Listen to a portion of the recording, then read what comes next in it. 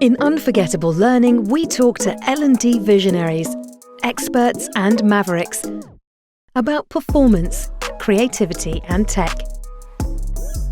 In this episode, I'm talking to celebrated industrial designer Pattie Moore about her incredible contribution to universal design for over 4 decades. Pattie, it's so lovely to have you on the podcast today. Thank you so much for being here. How are you doing? I'm melting. We're having dreadful hot weather here in Phoenix, Arizona, in the Valley of the Sun, the desert to the southwest of the U.S. 40 degrees already. Oh my gosh. Do you have a pool? It's just breakfast time. I do. I'm in it all the time. I'm a fish. Time to do that after this. Yeah. Brilliant. Well, I'm so really honoured. We're all really honoured that you could be here with us, and we're really excited to talk about universal and inclusive design with you, because I think that's your area where you've got a bit of expertise. Am I right? Just a wee bit. Isn't it interesting? You know, most people can tell you, any of us as consumers can tell you how design impacts their daily life. And yet, when I began my career in the 70s, no one really spoke of it. It was for the experts, it was for the scientists and the engineers. And we mere designers were meant to pick out the colors and do the logo type and the branding and the messaging.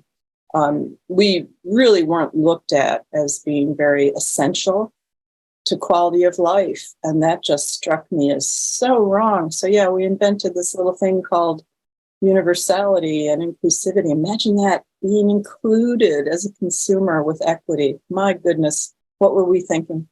I love that. And I want to talk about that a lot in a moment. Before we do that, though, I'm keen to understand you have this title of a gerontologist.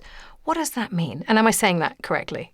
Yes, you are. Well, geron is age. And so all the ologists get together and their front bit defines what their ology is. And so mine is the science of aging.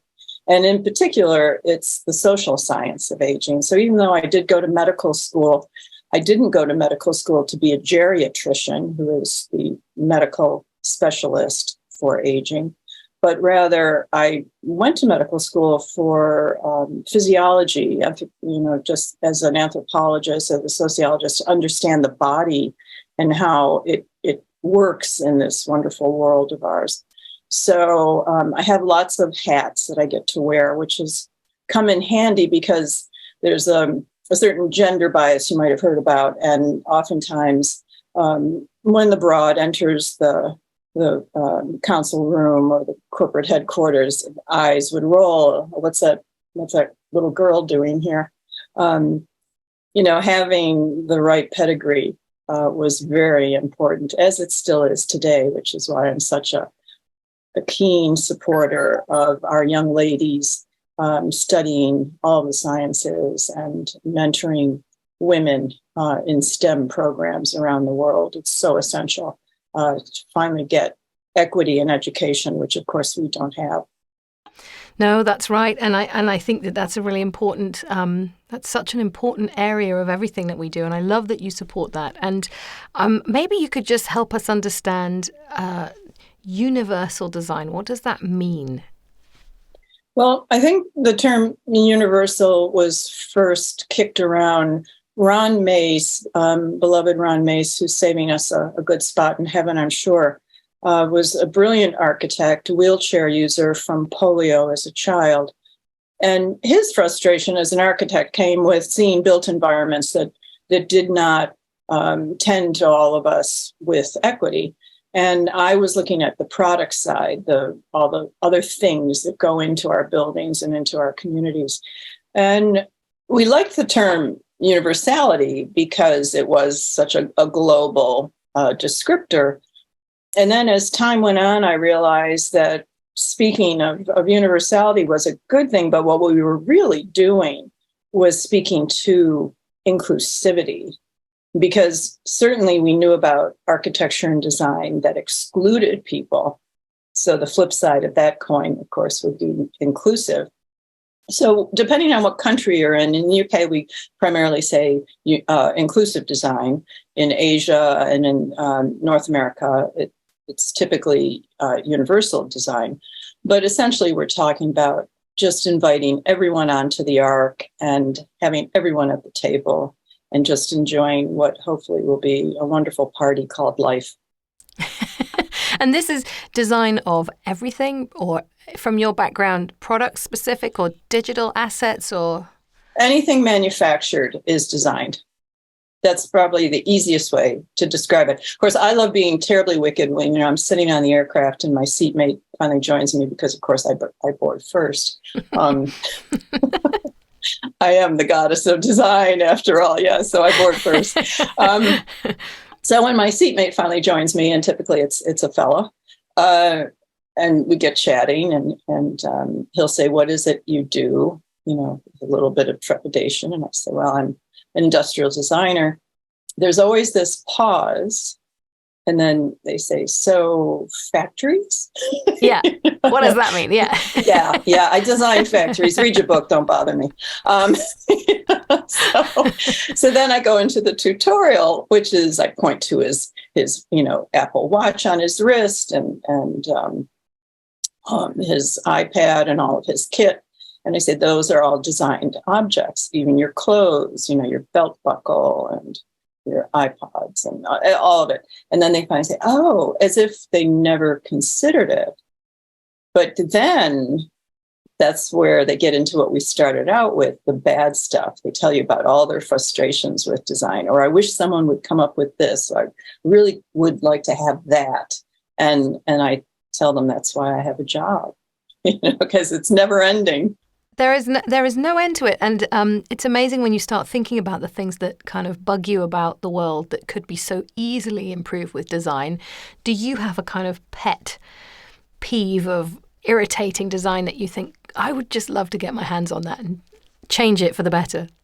Well, it's actually something I have been working on for 4 decades now, and that's within the field of packaging and medication management. And so now that I've hit 70, my day starts with all sorts of vials and lovely little Marquis de Sade devices that are meant to keep people with arthritis or lovely manicured nails, which I don't have because I'm always in the garden breaking them things. These mind-blowing teasers of which way do you put the cap on, and what if you can't twist because your fingers are so sore today, and then once you get the cap off, you have to peel away this nasty little piece of paper that always fractures into thousands of little bits. And then you have the fun devices of trying to organize all your pills. I did a count for you this morning. I take 17 tablets a day, and just ran out of space in that ugly little green thing. And now I've added this ugly little white thing. And it's just a nightmare. Traveling, for example, you always have to, organize and pack, and it's just dreadful. Now add to that maybe a cataract or glaucoma or some change to your eye like macular degeneration, or maybe cognitively something's not quite as sharp as it used to be, or not even looking at the extreme of the age spectrum. You're that wounded warrior with a head injury, or you're a little one born with a cognitive decline. And every task of everyday living becomes a challenge in the blink of an eye. So that's my big pet peeve, is the nonsense of all the monies we spend on health and wellness. And at the very core, we have delivery mechanisms that befuddle, confound, and almost deliberately by design put people at risk from injury or mistakes that can be catastrophic. Like taking your meds at the wrong time just might mean that you will harm yourself beyond recovery.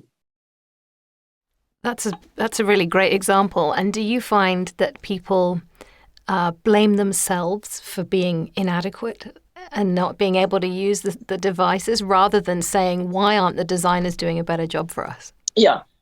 I actually realized in my youth, how often Gran said, "Oh, sorry. Oh, sorry. Oh, I beg your pardon. I'm so sorry."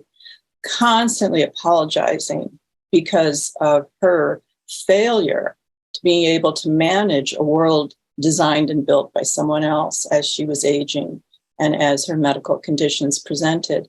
And I'm glad I grew up with my grandparents in my home, because it really was a tutorial that prepared me for what I eventually have done with my life, with my career, which I don't separate. I think they're one and the same. Just knowing that she felt responsible and guilty because she couldn't open a jam jar or even the fridge without pain and frustration and failure. It's deplorable. And it's still the situation we live with today. What makes me hopeful, though, Kate, is the empathy and the enthusiasm of the next gen of designers, Gen Z. When I go around to universities, I was just at Royal College earlier this year, speaking with these bright buttons that are going to, be taking the torch from me. And they're so enthusiastic, but they're so compassionate. And I have nothing but faith and hope for the future because of their enthusiasm in the today of what they could and should be doing by design. I'm delighted to hear that. That gives me some encouragement too. And for those who don't know, though, what you've done, I would love for you to share a little bit about what you did when you were, I think, 26? 26, maybe. yes. Yeah. Mm-hmm. And you became an 85-year-old woman. And please just tell us, what was that about? Why did you do that? And what was that experience like? I had a few years under my belt with the Raymond Loewy office in New York City. Mr. Loewy was the father of American design, a very famous Frenchman who settled in the States and did little things like designing the first space station, Skylab, the Coca-Cola bottle. Yeah, little minor projects. Iconic things like bringing Esso into the brand of Exxon. And with all these lovely backstories, he did that design on a cocktail napkin at a hotel in New York, and they put it away in the safe. And then they spent a year in development, and the final day in the presentation to the client, they pulled out his cocktail napkin, and it was in fact all the work had come down to that first inception that he had of changing the two S's to two X's. Little things like that. He was just absolutely brilliant. And we got on really well. He was in his 80s, and I was his youngest hire, and I was the only female. And I just happened to be the same age as his only child, his daughter, Lawrence, who had no real interest in design. And I think in a way I might have been a child replacement for him. And I know I loved him like a parent.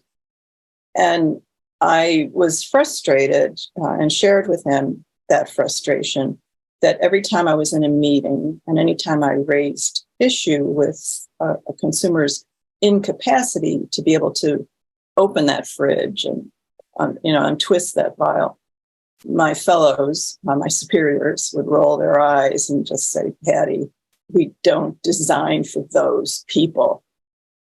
And I just didn't understand why. Now, of course, again, he was in his 80s already, and he certainly understood the frustrations without speaking to it, even though he was a real bon vivant and very well-dressed and just sparkling. And he said, "Well, what would you do?" And I said, "I think I need to become an elder." And I had the great grace of meeting one of Saturday Night Live's makeup designers, Barbara Kelly, at a party, and had asked her, "Could you make me look 85?" Because she was doing, Belushi as a samurai warrior and all these silly things. And she said, "Sure." And being from Brooklyn, that's how she talks. And the next thing we knew, I had Loewy's permission and support. And Barbara put her talents to work. And I looked in the mirror, and I was my grandmother. It was that remarkable. And specifically, I look like my dad's mom, to the point where he could not see me live in character. He had seen a photo, and it was too much emotionally for him because she had already passed. And it was like I had, come from the grave. So I know what I'm going to look like in another 15 years or so, or maybe not, because I think Jane Fonda's certainly showing us, and most recently, Martha Stewart has graced at 81 the covers of Sports Illustrated swimsuit issue. And so the way my grandmother looked at 85 and the way I looked at 85 in the 70s is not how women look at 85 today. Not all women, not some women. And that's the other thing about ageism. We have to be so careful in claiming there's a norm. There's, the right way to be an elder. It certainly does not exist. And so what did she do to you? What changes were made? Well, if anyone can recall Robin Williams' brilliant Mrs. Doubtfire, and if you can't, that's something worth streaming. It's a great date night film, I think, a real feel-good film, with prostheses and about a 2-hour to 3-hour facial makeup, right costuming, and body transformation that was deliberate so that I couldn't stand erect. I couldn't move my knees. I couldn't bend my fingers. I wore prosthetics and covered those with the proper clothing so that I actually hobbled along and had difficulty getting on the steps, for the bus, the tram. It was painful. It was difficult, very uncomfortable. We used a solution that clouded my eyes and then clouded contacts. So it was as if I had glaucoma or severe cataracts. I couldn't see clearly. I often had to ask someone if they could read a label to me when I was shopping or trying to read a menu in the restaurant. And then we would evaluate. Were people kind? Were they helpful? Were they nice? Were they mean-spirited? Did they ignore me? Were they dismissive? Were they cruel? And yes. You dressed in this way. And then what? Then went on kind of trips around New York? I went to 116 cities in North America over a 4-year period. And not every day would be like about 24 to 30 hours. And then the facial makeup would start to degrade. So I'd take some time off and then do it again and travel by every mode, inclusive of a hydrofoil. Just to really get a sense of how do our elders manage in this very ageist world of ours, where sadly still so many of us are relegated to a second-class citizenry because of our incapacity or inability to perform to what someone thinks we should be able to do without the health and wellness that we might have had earlier in life. And that dramatic change results in this them and us scenario that we are still befuddled with in architecture and design. And so you've traveled with a team that were doing this kind of evaluation with you. Were they observing you, or was it down to you to sort of report back and say, here's what happened today? It depended. I funded the whole thing. So it was bothering friends and family as much as I could bear. The police were quite kind, especially within the first several months. I was attacked twice, and the second time quite severely. So as I would go to cities, we would alert them that I would be in town, and if I could have police protection, it was appreciated. People were quite nice about it. Very, very kind. You were attacked, though, in Yes, New York? Or I was beaten in New York by a gang of sadly very young thugs, couldn't have been more than 12 years of age. And, imagine the poor people in the hospital, when I presented and they're cutting off your clothes and you're a bloody mess. And suddenly there's all this cotton batting and. And you had to explain, I've been doing this for a research project. Yeah. And then to your point, sadly, that day I was solo, so I didn't have a backup team with me. But after that, I rarely was out on the streets alone. There was someone across the street with a camera, perhaps, or someone such as yourself pretending to be my granddaughter, walking along with me or even pushing me in a wheelchair. So we did 9 different discrete characters so I could have different levels of wealth and health. And primarily teased out over the months to come the very impoverished, the street person living without a home, and the very wealthy woman. I stopped doing those characters only because we realized people weren't responding to my age. They were responding to my level of wealth. And that wasn't what we were researching. We knew that money talks, and sadly, it's still the case. And that was true. That's what you discovered pretty quickly. Yeah. People are very tolerant of the dowager because she's rich. Really? Yeah. So that was the sad thing. And too, with so many people without homes across the globes, we see the pictures in all of our great nations and the sadness here.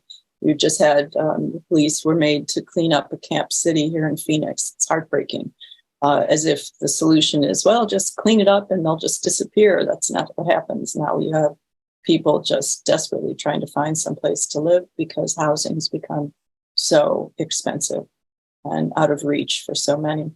And that's what I find so heartbreaking. Homelessness was not as severe in the 70s when I was doing my research, and the early 80s as it is today. And yet we have failed to come up with a clear design solution for that dilemma. Now, so you were doing all this research, and it sounds like an incredible experience, a personally dangerous one, a personally very intimate one. You've been kind of meeting all kinds of different people, experiencing different things. What do you think were the key things that you sort of took away from that experience? Kate, the interesting thing for me all these years now, when I'm asked that question, in this moment, I can tell you my takeaway is one of sadness about the mathematics involved. And it's the maths that trouble me because it was literally a 50-50 split. So one day could be glorious, the next day dreadful and horrid. One moment as sweet as pie, the next as cruel and as unkind as imaginable. People were lovely and people were dreadful. Children were so cute and caring. And then, as I say, young boys decided to beat me and leave me bloodied on the pavement. And then years later, we found I was unable to bear a child because of the injuries that I sustained that day. So I still have moments where I'll be, doing something, making my morning latte or weeding in the garden. I'll be just thunderstruck, with a feeling. Sometimes I'll laugh out loud because I'll remember something absolutely delightful. And another time, I'll just have a wave of, I'm almost feeling I'm going to faint because of pain or anger at the memory of something that occurred. And all that minutia, now that I am 70 and getting closer still to that 85 mark, I'm realizing is that accumulation of memories in the course of a long life. And all of our elders experience it in their own way. And they have their sad days and their happy days. And you come to understand, no one did promise us a rose garden. That was quite a title back in my hippie youth. That was it was a great read. I must find it and read it again, which is a way to say, as much as we would like each day to be absolutely picture perfect, that's just not how things work. But what I think we all of us have a right to expect from government, from companies, from communities, is love and support and recognition of our personhood as individuals. And as you look around the globe today and you read the headlines, we're not doing very well, are we? So I think that really gets back to my absolute faith and belief in the younger generations coming up behind us, because they understand the challenges and they are very enthusiastic to participate in solutions. What I'm very touched by is that my messaging and my experiences still resonate with them, and that they rather like having, Granny join them in the battle So I'm not being set aside as often our elders were in past generations. I'm actually, in the front lines with them and a voice for them. And sometimes they take the lead and sometimes I take the lead. And end of day, we're just, all sitting, laughing and hugging and eating and drinking together. And it's just lovely. And that's why I get up each day. Wonderful. And, people have called you the godmother of universal design. Is that a title that kind of resonates for you? Yeah, well, it started out as mother. Now I'm the godmother. I'll be the grandmother. I had a colleague. It was so interesting. I had a colleague at university somewhere here in the States who wrote a rather terse text one day and said, "Who deemed you?" Yeah, who gives these titles out? I can't find the citation. I'm doing a paper, and and I thought, is this person really that caught up in the rigors of academia? I said, I think it's a bit of a compliment. It's meant to be sort of a lovely thing to call me. I mean, I don't think there's any sort of rule book. And then, God forbid, when I started calling myself the Dowager of Design, I'm sure this poor person went into a complete fit. Self-appointed. Yeah, what is she doing now? She's giving herself a title. She should see me when I decide to wear a crown. It's really special days. It's time for that in life. I was going to ask about this idea of human-centered design. We talk about it a lot in our kind of world of kind of learning interventions and human performance kind of support that we create for people at work who can be obviously of any age. And I'm curious to know whether the approach that you've taken of embodying the person that you were designing for is something that you would advocate other people to try when they're designing, or do you have other techniques that you kind of encourage younger, newer designers to try when they're sort of starting out and creating things?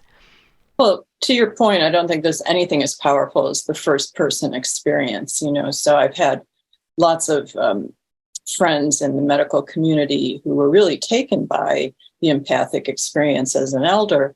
And Dr. Bob Butler in New York, realized, my first year med students, I'm going to put them in one of those horrid little gowns that's always open in the front or open in the back or wherever it's always open, and put them in a hospital bed and make them experience a day as a patient. And a day was about all they could take. If they had been in the patient perspective for more than that, they would have been running naked into the street in their little gowns. And that was the point of it, was to get them to pause and remember, you're not just, Lord God, boo-foo, hoity-toity physician. You're a person caring for another person. And let's not lose that perspective. And so over these decades, we've seen that application of empathy and of experiential design thinking. And it's always the best way to communicate, make the president of the company come into the factory and do the work of all the laborers and let them then go back to the head office and make the change that's necessary for the benefit of all, not just profit motives. And so that sort of belief, I think, is at the core of how I design. When I was trained, we designed for people. We designed for a customer, for consumer. We were given a brief and we followed it like baking chocolate chip cookies, like it was a recipe. And at the end, you got this successful thing. And it was put to market at a certain price point. And people bought it and they should just be damn well happy with it. And I just didn't like that whole agenda. It made no sense to me. I was more of a Goldie Hawn character in Private Benjamin when she holds up her military uniform and asks if it came in any other colors. That just seemed to me one of Hollywood's best lines of all time. And so I'm part of the generation that realized that we definitely wanted to design with people So I always have the real person sitting next to me in that creative meeting, or I bring them into the boardroom with me, and you see the horror on the faces of the C-suite. What's that? That's a consumer. Oh, how'd they get in here? It's always so remarkable. But now, and of course, I couldn't be more delighted. I'm seeing that my very critical view is embraced again by Gen Z specifically, that we should be designing by, which is to say that primary person, that primary consumer, should be the voice of what they want and what they need, and that's a total change in design. Yeah, and why do you think that doesn't happen so often? Oh, because we have to have hierarchy. We have to have totem poles. We have to have the C-suite. We can't all be the same. What kind of a horrific thought is that? I'm the same as that person? Oh, goodness gracious. No, I mean, look at the lunacy here in the States. We have a bunch of geezer guys in the Congress telling me that I don't have domain over my body. Woohoo! These are the moments when I think I should just sit at the bottom of my pool, with a bottle and a straw. I just can't believe the lunacy that we all face. And now you're again that innocent consumer, made with your low vision and arthritis to figure out how to open this little device and take the pill that's meant to lower your blood pressure when it's skyrocketing. And so I think the only way forward is to empower each of us. And certainly with the digital domain, we're seeing that, where you can actually see more and more companies striving to give you exactly the color you want, exactly the size you want, at the price point you want, when you want it. Whether you have an Amazon Prime membership or not, if your baby has a high temp and you need something immediately, the pharmacy should be knocking on your door as quickly as possible. You shouldn't be made to go out in the snow and the wet and retrieve it on your own. Just the humanity of delivery systems, of mechanisms for everyday living, all of that is boiling down to a user-centric management of design.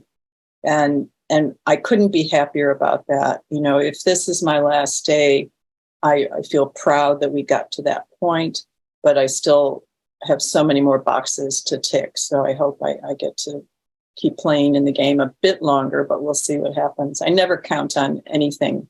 And certainly permanence is right at the top of the list.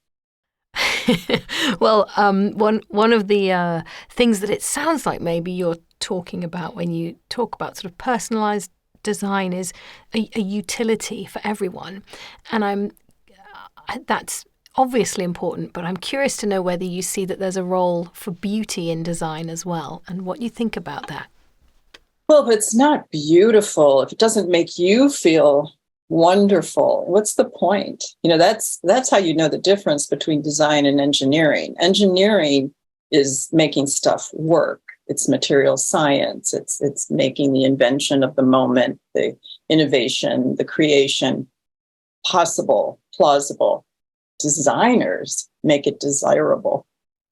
So those pills that you have, that little pot, you could make that a joyous experience. It could have some kind of fun to it. Of course. It would be Keanu Reeves coming to my side at the appointed hour with a lovely little silver dish and a slight bow at the waist and handing me my pill and a little something to wash it down. That would be what I dream about. Singular, not going to happen. Not universal. Unless we have a hologram. Yeah, but see, that's what AI is for. I mean, really, this is really, if we're not laughing and having fun with all the bitter pills we have to swallow, that's where Mary Poppins had it right. You have to have a little bit of sugar, and that sugar, of course, is the delight of design, and getting it in the color you want and the size you need and the price point that you require. All of that is design. And it's a confounding, delightful challenge that we face every day. And as consumers, we should be front and center. And that's where we began this bit of the chat, that the designer should be the primary voice and everybody else should be staff running to their side and doing precisely what they need. That's the dream. That's the dream. And that's what I call the dignity of design. That's the ultimate challenge. And so you've created many products yourself over your career. Can you tell us about a few of them and which ones are you most proud of? Well, the one people seem to know best, of course, is the OXO Good Grips. Every kitchen gadget drawer has one of these, again, Marquis de Sade little pieces of stainless steel. And a brilliant man and his bride, Sam and Betsy Farber, came to New York and stopped their retirement in the south of France and said, we've got to do better. This mousetrap needs some reinventing, some reimagining, and came to Dave and Stoll at Smart Design and myself. And next we came up with OXO Good Grips.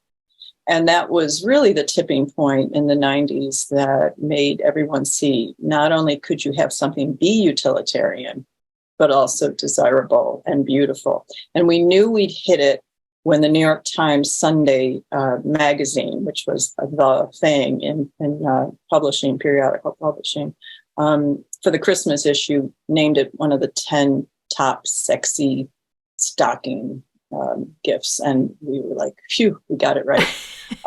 Fantastic. One of the smart designers, Tucker V. Meister, getting back to your earlier question, coined utility as a phrase that the best of design should embrace, and that is beauty and utility combined. Again, if it's not desirable, then you stick it in that little drawer, and it hurts you when you peel the potato, and it does the job, but it's nothing you really embrace. With a beautifully designed object that's functional, it's on display, and people roll their eyes when they're sitting with friends and having a coffee and say, "Oh, you don't have an OXO Good Grips. What's wrong with you?" And it just becomes this great game of the neighbors having something we desire, and that's all part of it too. And the messaging and the deliberateness of design in the marketplace is something I'm very mindful of. We've talked about the sadness globally of so many of our fellows without a home and in poor health. I am not unaware or unsympathetic to the fact that some people could care less about having a delightful, easy to hold potato peeler. They just want a place for their baby to be safe at night and have food in their tummy. And that's another challenge for today's designer, is how do we create this equity and inclusion on all levels? So one of my current projects is working with the UN and World Health on the decade of healthy aging. And that is to look very specifically at how well are we aging, how healthy are we aging across all barriers and all spectrums, and looking at, sadly, the highs and the lows, the haves and the have-nots, and trying to moderate and come up with solutions for governance and community that leaves no one person behind, because right now, far too many of us are suffering. Wow. Okay, that's incredible. And so that leads me on to probably one of my almost last questions, which I suppose would be, and you've touched on it, but do you feel in your career kind of optimistic about where we've got to with industrial design, product design, design in general, and its recognition and place in our lives? Or do you think we haven't made as much progress as we should? Every time I witness a fellow passenger, a consumer, someone in a restaurant who remarks about how brilliantly the cutlery feels in their hand, or how easy it was to board the aircraft and put their things away. And I see them delighting in design in the moment. The flip side is where I really am enthusiastic. And that's when I see a consumer, a fellow person on the planet, say, this is very badly designed. So people are now informed. I certainly not just because I've done so much media, but because the media has done such a brilliant job, what you're doing here today, Kate, what you do every day, informing people, empowering people to know the difference between good and bad and right and wrong. So that a consumer knows to say to, whether it's the airline company or a restaurateur, you can do better. and I deserve better, quite frankly. We've come to that point, and that is the tipping point of our time. But we have so many astronomical challenges on our plates, whether it's looking at the atrocity of the Ukraine war, or people without a home, or people disenfranchised because of their gender. All of it, everything is a matter for design, of design, by design. And I've never been busier. I don't know of any designer who someday doesn't sit back and say, I don't know if I can take it anymore, because it can be terribly distressing. It can be so debilitating. But I just remind ourselves, take a deep breath, get something to eat. Bubbles help me. And then tomorrow's another day. Just go at it again, just like our grandparents taught us.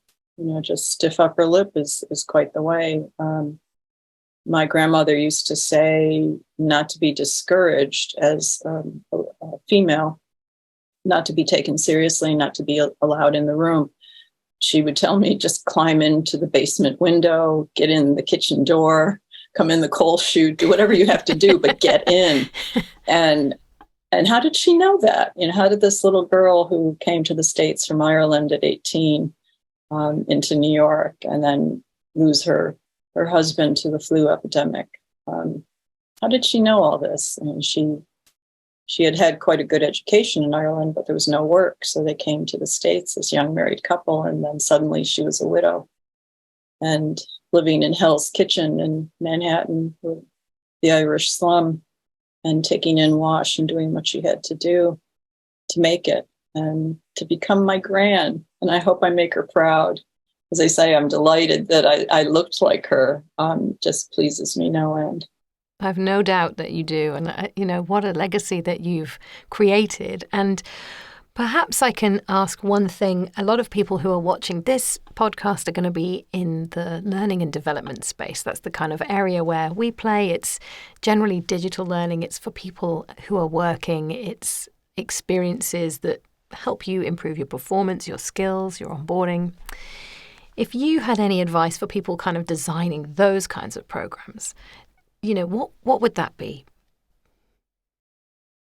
Well, in the UK, you have a brilliant museum of walking in someone else's shoes. And if you've not had that experience, it is such fun. No, I haven't. Where is that? I'm not sure if they have a permanent home. I think it might be more of a pop-up. And I'm sorry, I'm not prepared to give you the resource.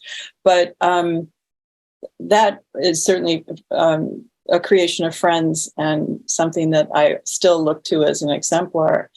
Just reminding ourselves, as we touched on earlier, if you are that CEO, get your hands dirty, put on the overalls, drive the bus, just care for people, go bedside in a skilled care home and visit someone as we're coming out of this dreadful COVID period, looking at how tired our frontline workers are, our nurses and doctors and ambulance drivers, all those people just exhausted beyond words.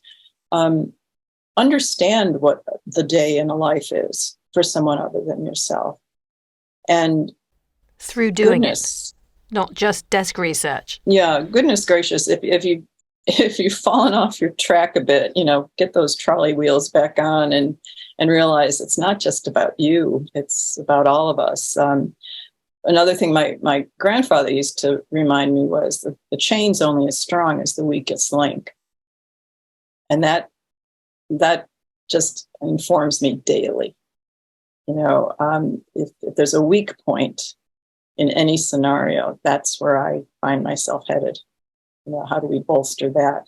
So this equity, this inclusion is the ideal. It's the dream, and it's doable by design. And that's what we all have to do, is just put yourself in someone else's spot, understand what they understand. It will benefit you beyond words, and certainly embolden and broaden your brand and make you stronger still in the marketplace, and allow you to do all great things on a personal level and within the realm of whatever work structure you find yourself. And as to that work structure, balance it always with the personal.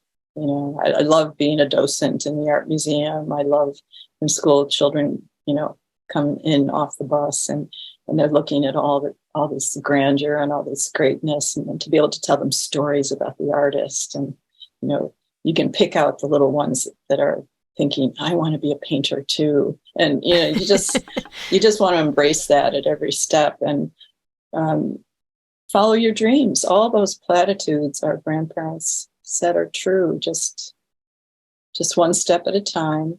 And goodness gracious, everyone out there, can you hear me, Putin? Can you hear me, Trump? Be kind. Be kind. Forget the narcissism and the selfishness and the greed. Be kind. Or, as the Irish like to say, it'll get you in the end.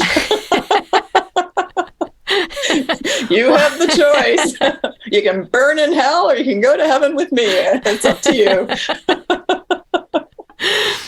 What a brilliant, brilliant way to end. I'm so grateful for you to share all of this incredible advice and your stories with us, Pattie. It has been such a pleasure. And I really wish you the best for the busiest time in your career. So thank you so much for being with us today. Thank you. And it's an honor, and I'm humbled. And thank you so much. Anything I can ever do to help, you know how to call me.